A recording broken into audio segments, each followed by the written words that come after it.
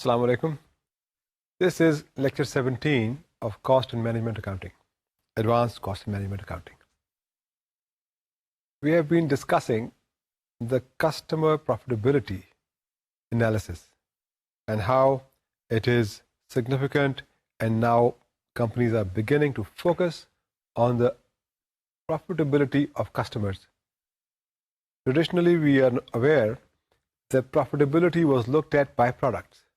So different products were seen, and whether they are profitable or not, the costs related to the products and the revenues were matched to identify the profitability of the products. We said now increasingly firms and organizations have started to look at the profitability of their customers.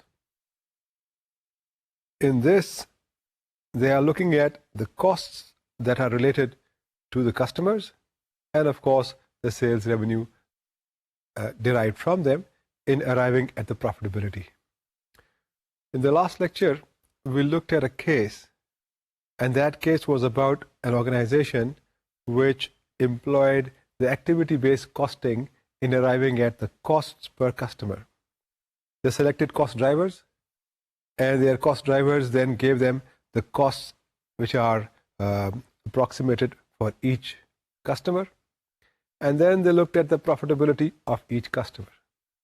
There was a startling kind of a result that emanated from that study and from that case, and that organization found that 40% of its customers were profitable, thereby implying 60% were not profitable customers. It also found that because the cost drivers were able to identify what kind of costs were incurred by the customers, some of the very high sales value customers, high volume customers, were actually not profitable because of the costs that were related to them.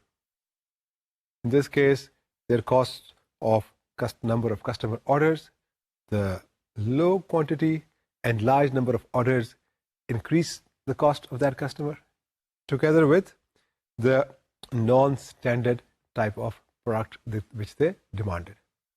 Non-standard products will require additional work, will require additional efforts, and therefore increase the costs. So where a customer has a very large number of small orders and many special deliveries and non-standard type of products, there the cost of that customer is going to increase, and it will be worthwhile for the company to therefore analyze and examine and think of ways in which to minimize or reduce such cost. So customer profitability is an area of emphasis, is an area of focus, and that can have a direct result on the overall profitability of the organization. Customers tend to be either in categories, or we said there could be individual significant customers which can be examined as individuals.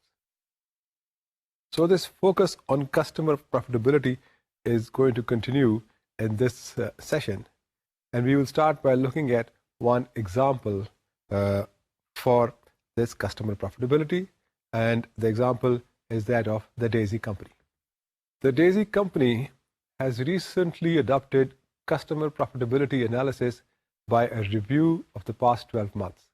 Details of activities and the cost driver rates for customers' related expenses are as follows. The activities are given and the cost driver rate is given. So activity of sales order processing, cost driver rate is rupees 300 per sales. The sales visits, cost driver is rupees 200 per sales visit. Normal delivery cost is rupees 1 per delivery kilometer. Special delivery costs are rupees 500 per special delivery. Credit collection costs, 10% on average pay time.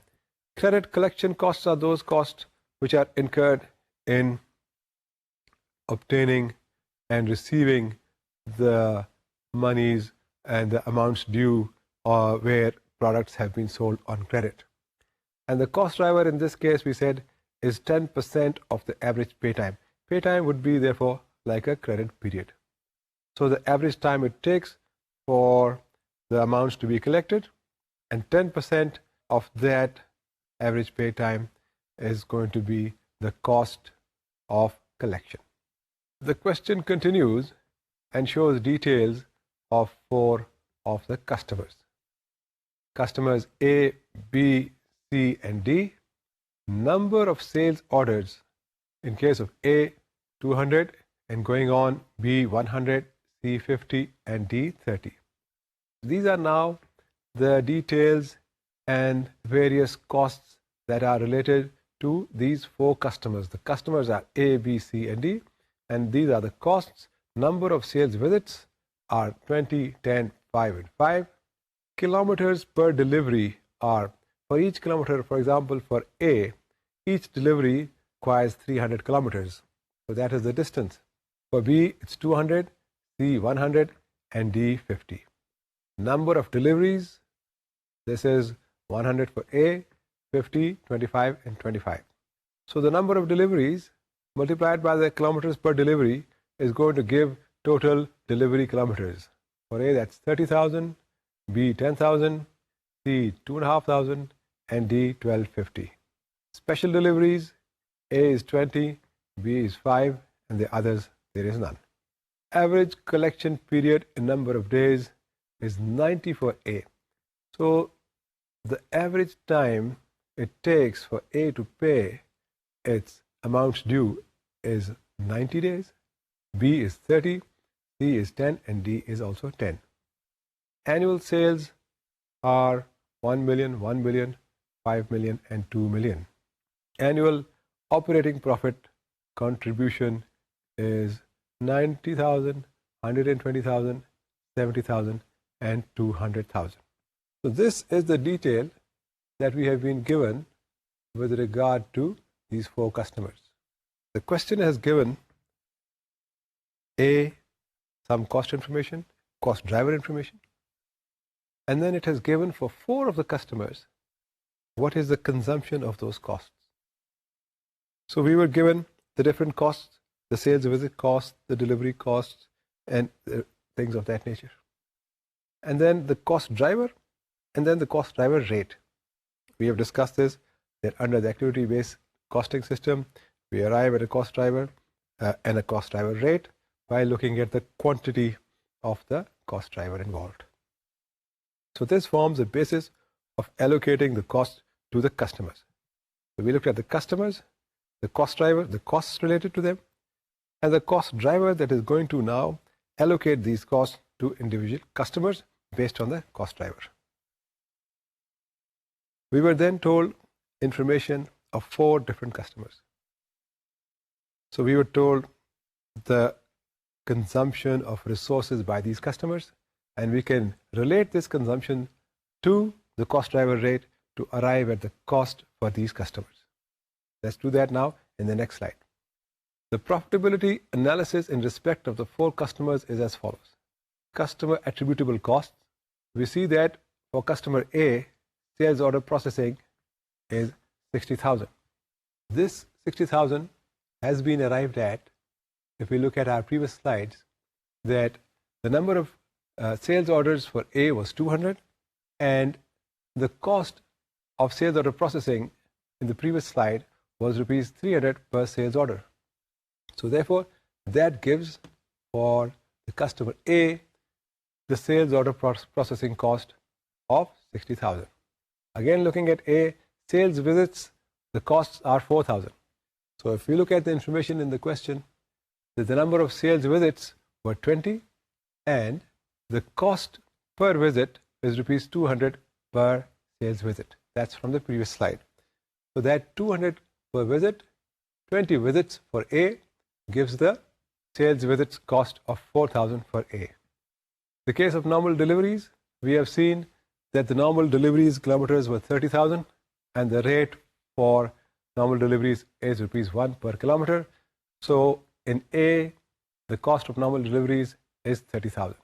Special deliveries or urgent deliveries, again look at the information provided that the number of special deliveries for A is 20 deliveries, and the cost per special delivery is rupees 500 per special delivery.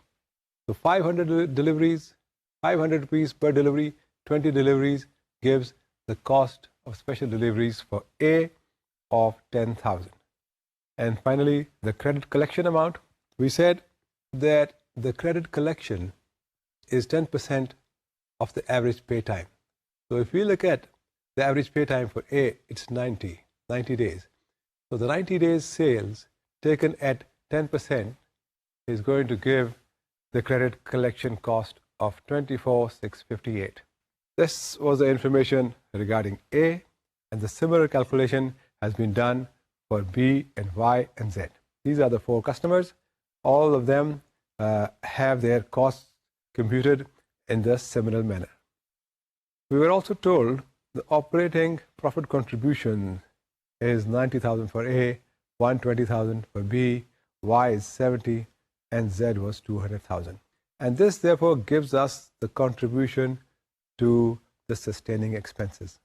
We can see that A is unprofitable and has a negative contribution of 386,658. The others, B is 67,280, Y is 50,000, and Z is 183,270.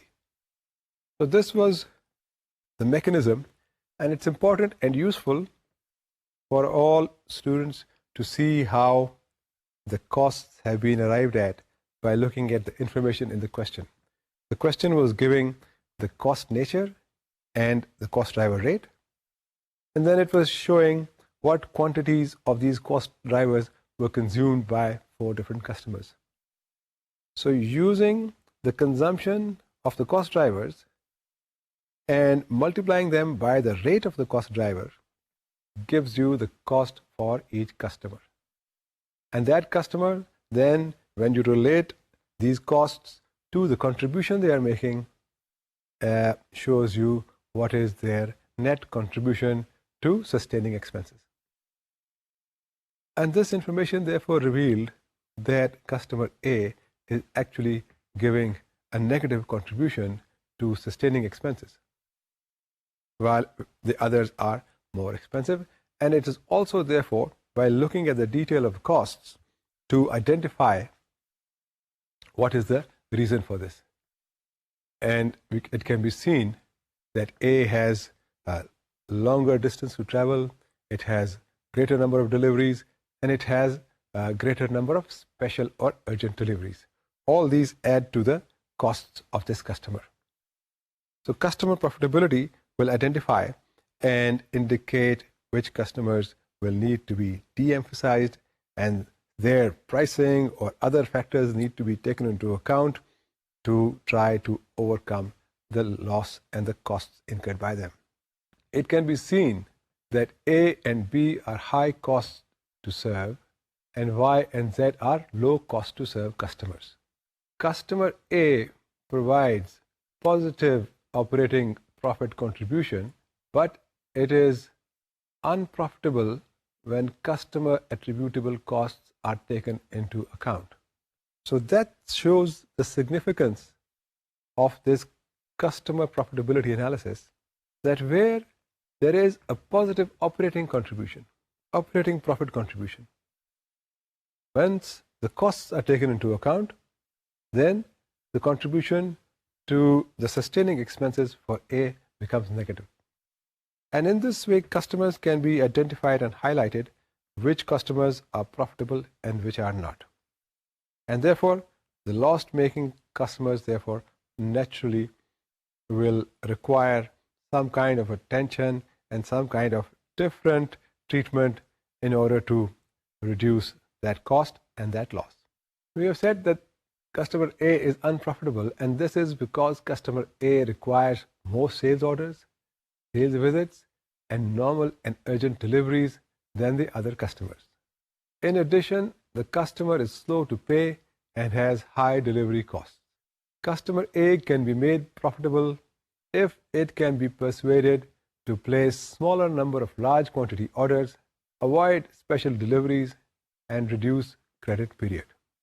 Otherwise, selling price should be increased or discounts reduced to cover the extra resources consumed.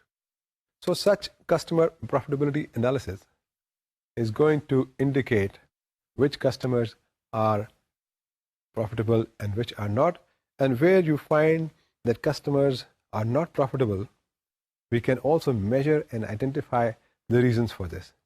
And we saw that the reasons could be that there are a large number of small orders and each order costs. There could be a large number of special deliveries. Each special delivery has a separate cost. They could have a longer credit period, and that credit period again has a cost. So all these various costs that are put together can be identified, and these are contributing to the loss of from the customer. In such situations, the company will need to think of and come up with measures in which these costs can be covered. And there could be several ways. One way would be to persuade them to have larger number of smaller orders of larger quantities, or to have lesser special deliveries and reduce the credit period. Otherwise, the company might think of changing the prices for certain customers. And the way to change price would be to change the discounts. Therefore, if the discounts are altered so that it is reduced for certain customers, that cost which is being incurred by that customer can be recovered. This is how customer profitability analysis is providing us ways of analyzing information, finding out where costs are being incurred and how they can be reduced, and the losses are recovered and the organization made profitable. We now look at another example, and this time we look at an example with a limiting factor. A limiting factor, we have discussed before, is like a scarce resource, where only a certain amount of the resource is available, and so production will need to be restricted because of this one limiting factor. A manufacturer has 3 products, A, B, and C. Currently, sales, cost, and selling price details and processing time requirements are as follows. A, B, and C. Annual sales 6,000, 6,000, and 750. Selling price 20, 31, and 39. Unit cost, of course, this implies this is the total cost. Unit cost is 18, 24, and 30. Processing time per unit in hours, 1 hour for A, 1 hour for B, and 2 hours for C. The firm is working at full capacity, which is 13,500 hours per year. Fixed manufacturing overheads are absorbed into unit costs by a charge of 200% of variable cost. Assuming that 1. Processing time can be switched from one product line to another, and 2.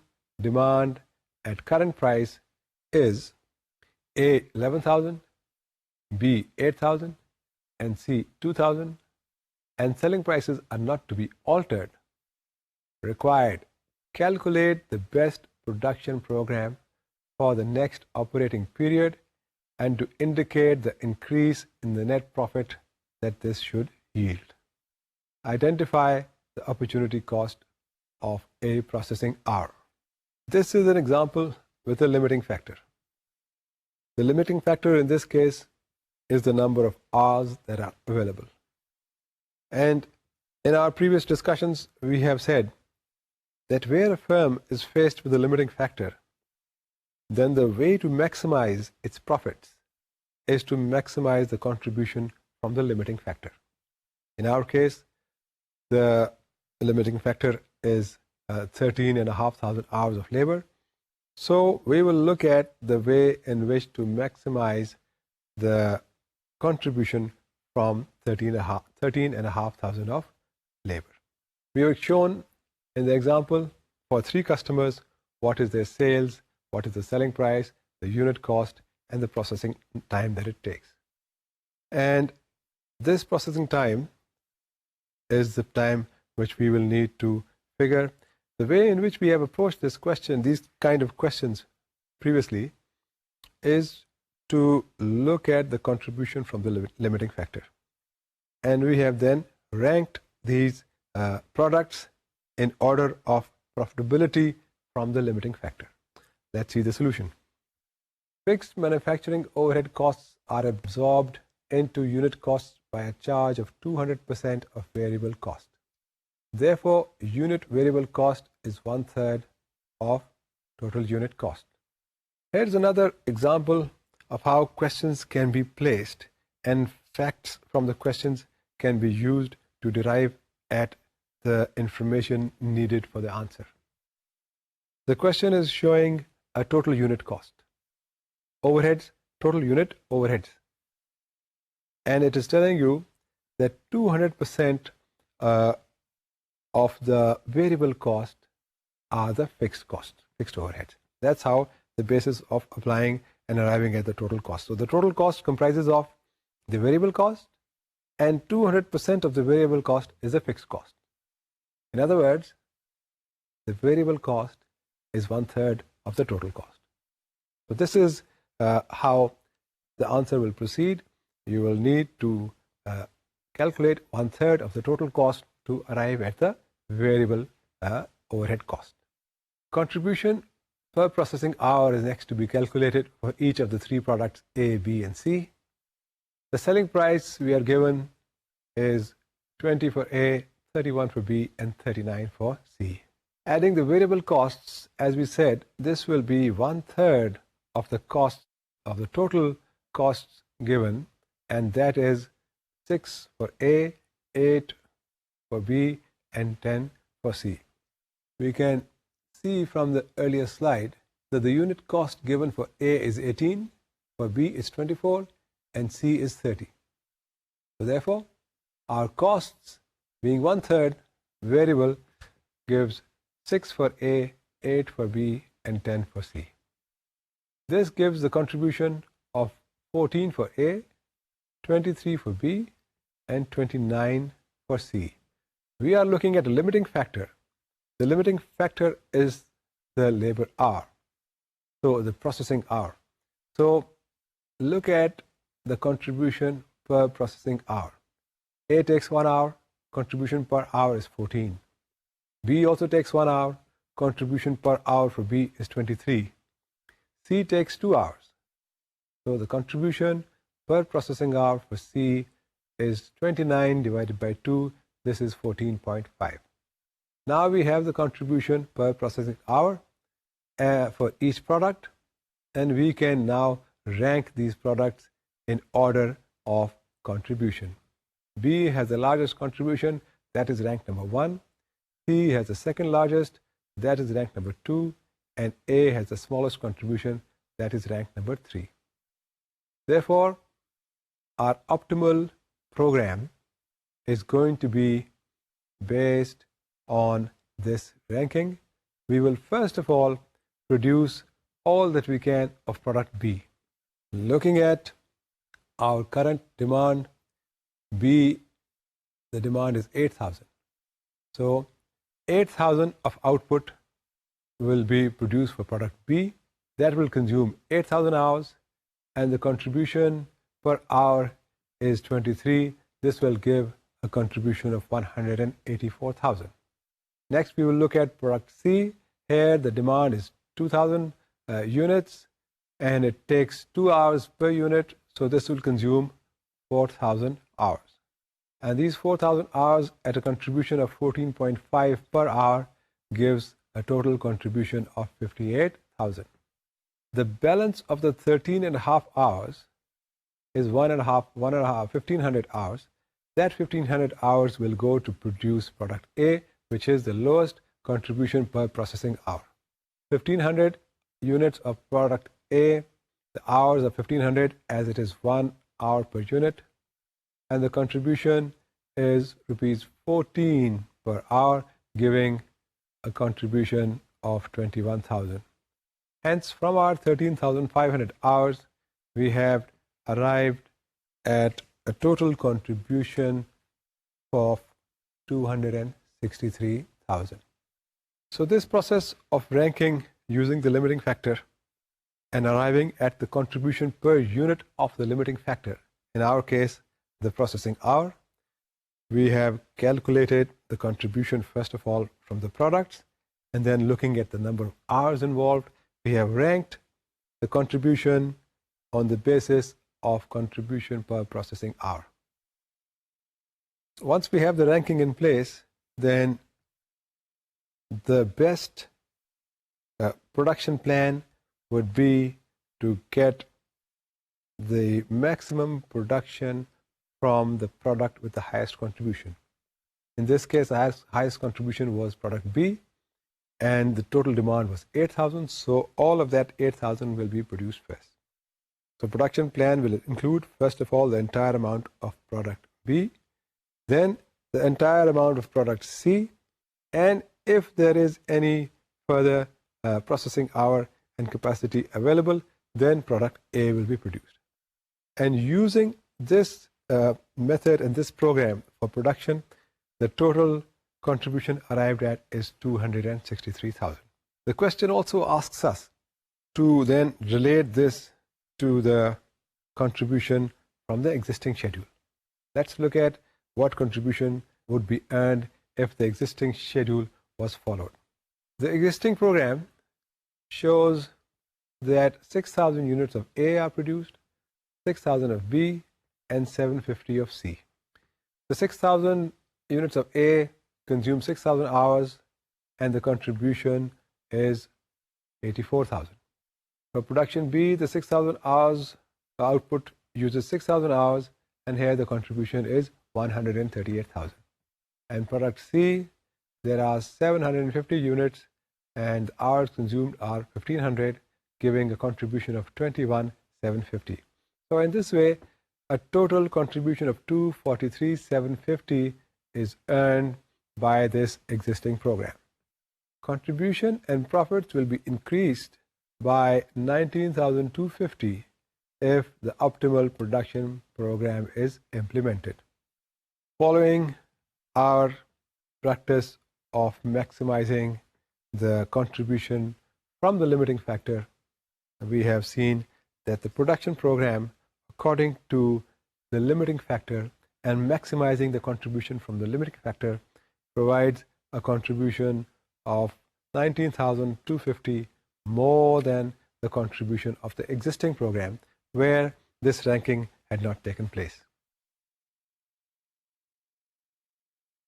This is customer analysis, profitability analysis, along with the product analysis and looking at the limiting factor situation. The next part of the question requires us to find the opportunity cost of one processing hour. An additional hour of processing would be used to increase product A by 1 unit, thus increasing contribution by rupees 14. Because we have already taken the maximum output for products B and C, now if we had more processing time, we would be adding more of product A. So therefore, the contribution of product A, which is rupees 14 per unit, is what is going to be added if more processing hours were available, and 1 hour of processing time has opportunity cost of rupees 14.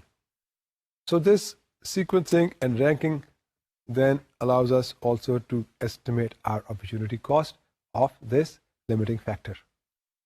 If we had 1 more hour of processing time available, that hour would be used to produce product A. As B and C have already reached their full demand, they have taken maximum outputs from B and C, any additional time available would have gone into production of product A. And therefore, the contribution of product A is regarded as the opportunity cost of that additional hour. Information for planning and control, the budget process. We will now take our a discussion to the budget process, which is information for planning and control. This is a new area, is a different area from what we have looked at so far. The budget process in an organization is a process which is performed normally once every year, and that process is to make a plan, a forecast for the forthcoming year. And it also therefore acts as a means and measure to control the performance over the next year. So that's why we are saying this budget process gives you information for planning and control. One is to plan what should be produced, what should be the activity, the level, and the amount and quantities of activity and production and so forth. And secondly, how it has been performed. So you can control the activities, whether they are going according to plan or are they different or are they diverging from the plan. The various activities within a company should be coordinated by the preparation of plans of actions for future periods. These detailed plans are usually referred to as budgets. Our objective is to focus on the planning process within a business organization and to consider the role of budgeting. Planning is the design of a desired future and of effective ways of bringing it about. A distinction is normally made between short-term planning and long-term planning, known as corporate planning or strategic planning. Planning is an essential part of being able to provide direction to the organization. It gives a focus on what to achieve. As we said, it is a design for a desired future. The period, we'll talk about this later, but the period which this planning and this budget should cover is also very important. And there are going to be, therefore, two types of plans.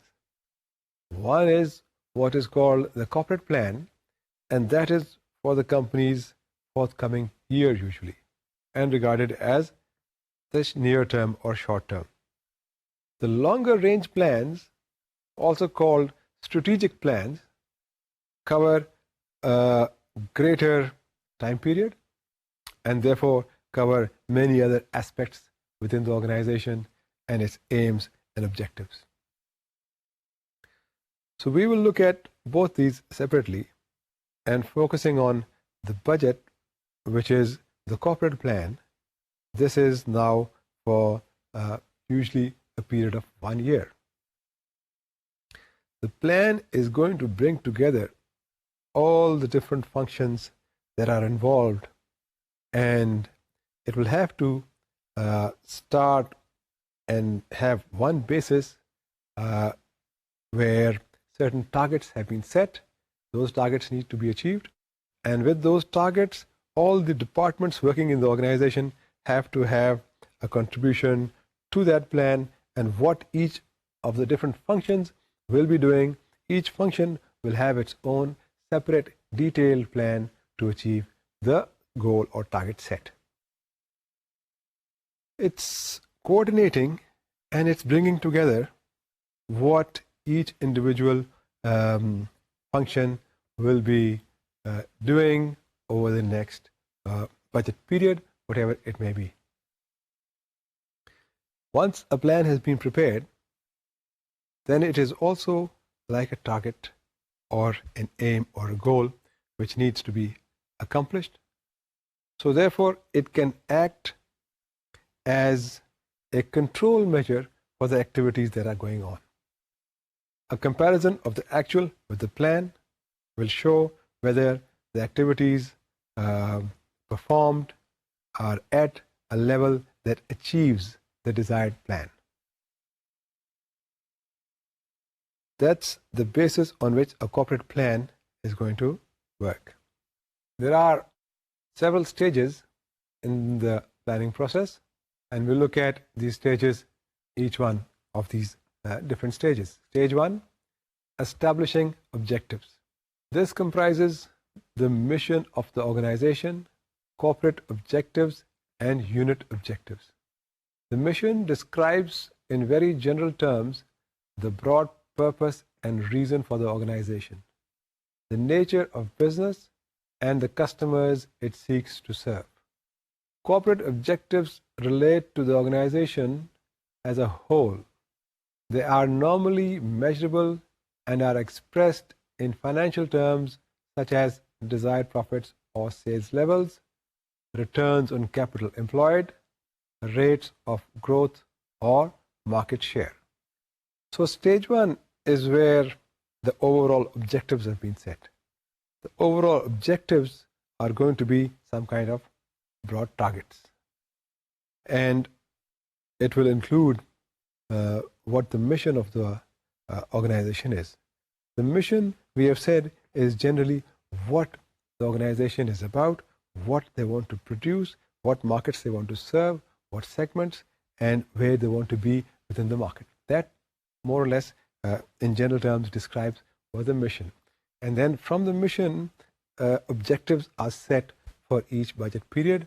These are, we have said, some kind of targets that can be set either in profit terms or in sales terms or return on capital terms and so forth. So these objectives are going to be set based on the mission and the overall objective of the organization. Establishing objectives. Corporate objectives are formulated by the board of directors and handed down to senior managers. Overall objectives are broken down into subsidiary objectives relating to areas such as project range, market segmentation, customer services, etc. Unit objectives relate to specific objectives of the individual units within a company. So these objectives are going to be set. The budget is something that can be prepared for all organizations, all different types of organizations, all different sizes and various, so much so that, as we are all aware, that even the entire country has a budget every once a year. And this is the same purpose that the country is trying to plan for the next 1 year, what its various revenues will be, what the costs will be, how they will be incurred, how they will be matched, and the plan for achieving those. That's how essential and significant the budget is, that it needs to be formulated in every single organization of all sizes and types. There needs to be a plan and a designed future which can be targeted and controlled. Each organization will have to have various objectives, will have to have objectives broken down into targets and targets set as the plans. Usually in the organization, the board of directors, which is responsible for the management of the organization, is going to set these objectives and establish what needs to be done. The final approval will come from the board, and the board will then hand this target and this plan or objectives down to senior managers for them to operate and manage and achieve. Of course, in the case of the country, the government is in charge of this budgeting process, and the government then sets out the budget, which has to be normally approved by the parliament and agreed and debated upon, and then as agreed, it has to be then set for the various government departments to achieve. So within the organization, the board of directors will set those objectives and pass them on to senior managers, who are then responsible for achieving them. Is to identify potential strategies. The next stage is to identify a range of possible course of action that might enable the company's objectives to be achieved. The identification of strategies should be taken into account the following. A generic strategy to be pursued, whether you want to be the low-cost producer or have a unique product or service, or focus on a particular segment. And secondly, alternative directions to develop, whether a market penetration will be pursued or new markets will be developed, new products to be developed, or diversification. So these are the various different strategies that should be taken into account in the formulation of strategy and in the formulation of establishment of objectives. And so the next stage after establishing objectives is to identify the potential strategies that can be adopted in achieving the objectives. The board of directors has set out the various objectives and handed them down. Now strategies will need to be evolved on achieving the various objectives. When setting strategies, the company will need to examine the position it's in. All the different factors will need to be taken into consideration, and the various alternative courses will need to be set in order to adopt the best course. The strategies will have different kind of focuses, and we've said several things need to be carefully considered. The organization will need to have decided whether it wants to be the lowest cost producer or whether it wants to have unique products. The unique products, we said, can attract a higher price. So that is going to depend on where the products that are placed in the market. It will need to focus on which segment of market it is trying to target. Is it this unique product, high value, high price, high end of the market? Or is it the more generic and more general type of products with being the lowest cost? And therefore, these are factors that are going to influence the success of the organization. If it has decided beforehand the target market, the target segment, and potentially the price range, whether it is the low cost or the high initial price. Similarly, it will need to identify whether it wants to just expand its share within the same market, which is market penetration, or whether it wants to develop new markets, develop new customers, and therefore expand its perhaps geographical regions, expand its number of customers by greater different techniques of penetration and so forth. It also needs to then have strategies regarding its product, whether it's going to develop the same product and have different versions, improved versions, trying to improve on the qualities and the performance of the product, or whether it wants to go for some diversification and have a range of products, different products that it can enter into the market with. So these are the various aspects of strategy that needs to be identified and set out before the organization. After that, they will need to select the appropriate strategy. Evaluation of strategic options. Suitability exploits company strengths and environmental opportunities, avoid weakness. Feasibility. Can the strategy be funded and necessary market position achieved? Can the company cope with competitive reactions? Acceptability. It will be sufficiently profitable, and is the level of risk acceptable? So the next stage then is to evaluate its specific strategies that have been identified. And the evaluation involves three different steps and three different aspects. Which is the most suitable for the organization, the products that it is producing, the markets that it is working in, is that the most suitable? Secondly, you have to see the feasibility. whether there is sufficient funding available to carry out the production in the quantities required, and whether the prices that can be charged justify the investment, whether the profits and returns are feasible. So the feasibility of each strategy will need to be compared. And thirdly, the acceptability. We are saying that acceptability of risk level that you are going to take, is it acceptable for the organization to take that kind of risk? Is it new markets? Is it new products? Is it the same product in same market, etc.? So these are the three bases on which the strategies will need to be evaluated. Stage 4, select course of action. After selection of the strategic options, long-term plans should be created to implement strategies. A long-term plan is a statement of preliminary targets and activities required by an organization to achieve its strategic plan, together with a broad estimate of the resources required in each year. As it concerns the future, plans tend to be general in nature, imprecise, and subject to change.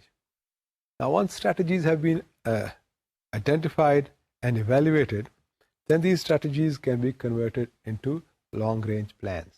The long-range plans will now be looking at the revenues that are generated and the costs that are required. Because they are long-range, they are going to be based on estimates. And as costs and things and events and markets change very rapidly, so a long-range plan is usually just a broader approximation, which is subject to change, and it is likely to change, and therefore it needs to be continually developed and evolved. Stage 5 is implementation of long-term plans. Long-term plans represent the broad direction that top management intend to follow. The budget is developed in the context of ongoing business and is ruled by previous decisions already taken. Initial estimates are reviewed in the light of more recent information. This review process may result in decisions being taken on possible activity adjustments within the current budget period. Budgeting must be considered as an integral part of long-term planning process. The long-term plans will then begin to be implemented. Now, when they are implemented, they are now looked at in more detail and in activities and the activities that can be performed. These long-term plans will, when they are being carried out, will be looked at in a shorter period, and therefore their implementation is going to be over the foreseeable short-term period. Stages 6 and 7 is to monitor actual outcomes and respond to divergencies. The final stages are to compare the actual and planned outcomes and to respond to any divergencies from plan. Therefore, the long-term plans have been established, and then they are then built into the shorter-term plans. You have over the 1 year period we talked about, perhaps the budget period can be 1 year. And the final stage is to monitor the actual outcome, what has actually happened, and compare with the plan, and to respond to any divergences from the plan. That's all for today. Thank you.